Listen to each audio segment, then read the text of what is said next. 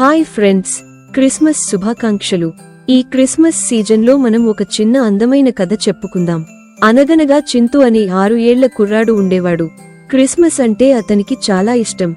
శాంతాక్లాజ్ తనకు బహుమతి తీసుకువస్తాడని నమ్మకంగా ఎదురు చూసేవాడు.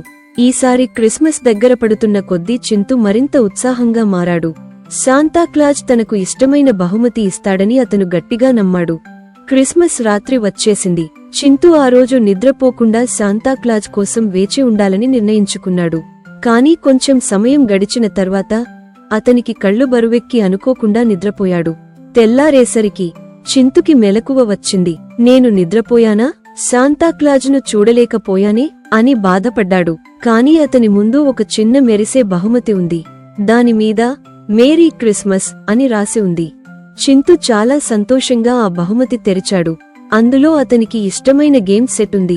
అతను అలా ఆనందంతో బహుమతి చూస్తుండగా మేరీ క్రిస్మస్ అని వినిపించింది.